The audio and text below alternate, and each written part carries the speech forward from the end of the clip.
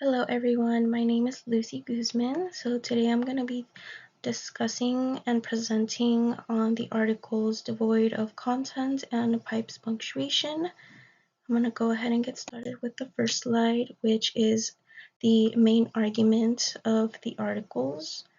I went ahead and included the theses for both of them, and they both happen to be in the second paragraph of the articles.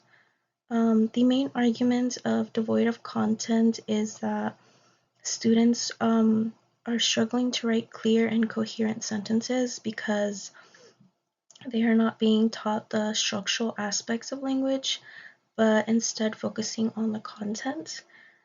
He argues that composition courses should prioritize form over content because understanding the structure of sentences is essential for effective writing.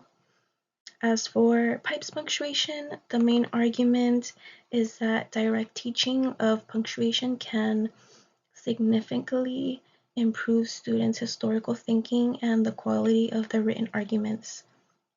This is because punctuation, when used correctly, helps to structure and clarify complex claims, which ultimately supports the student's ability to construct more coherent arguments in the future. Moving on, I'm going to talk about 3 key moments in the text. I believe these key moments all contribute to the central argument that teaching punctuation is not just about improving literacy, it's about enabling students to better articulate and structure complex historical arguments. So in the first one here, I talk a little bit about the opening paragraph and parts of Nathan's writing.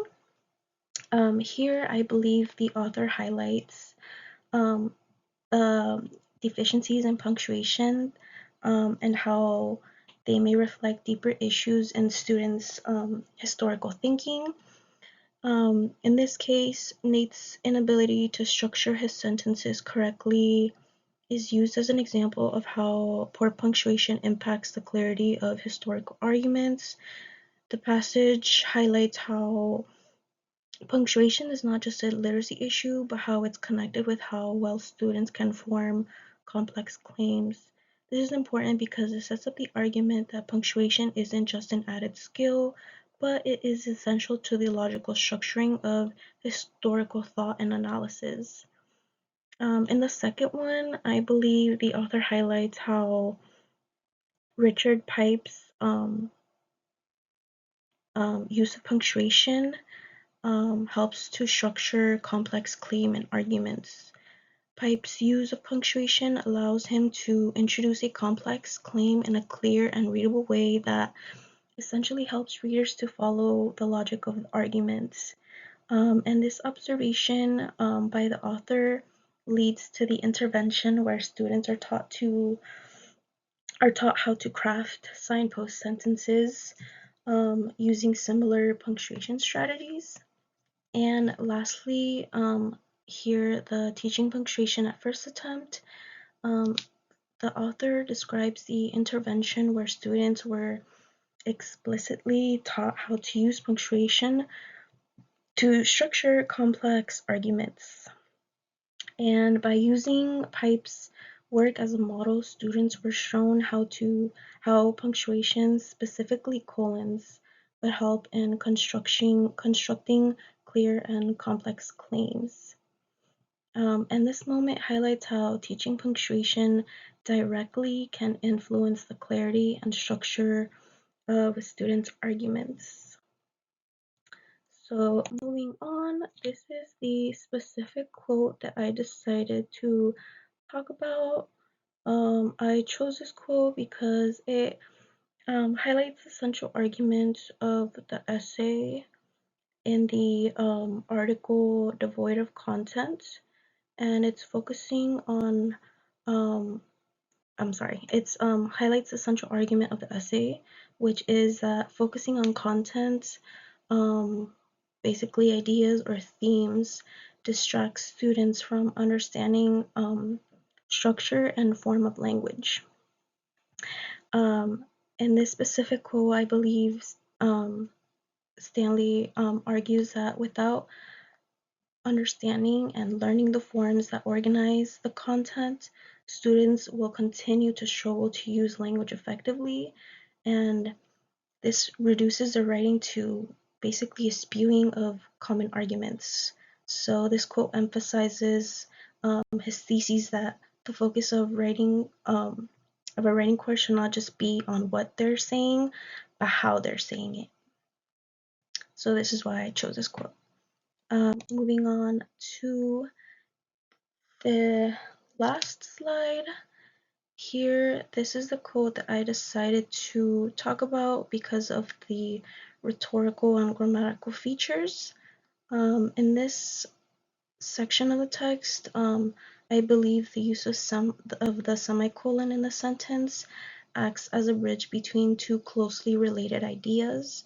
It connects the idea of the temptation of content with the idea of how students become absorbed in the task of understanding language structure.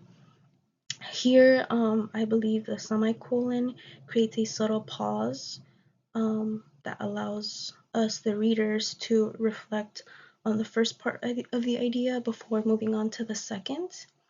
And then also the parentheses phrase, which is a task with a content deeper than any they have been asked to forgo, acts almost like a further explanation to deepen the reader's understanding.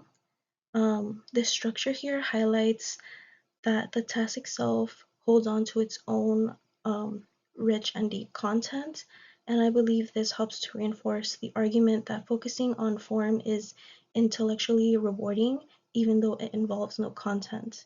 It adds to the argument that language structure is deeper and more complex than any content students might encounter. And lastly, the active verbs. The verbs bend, become, and act. These are all active and I feel like contribute a sense of engagement and movement. I believe the choice of active words emphasize the transformation students undergo from resisting the temptation of content to fully committing to the task, underlining the power of understanding language form.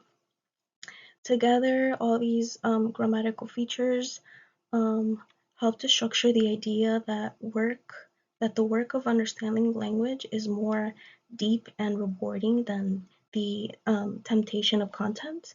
The careful balance of clauses and strategic use of punctuation all support the message of intellectual transformation, making the sentence more engaging and clear.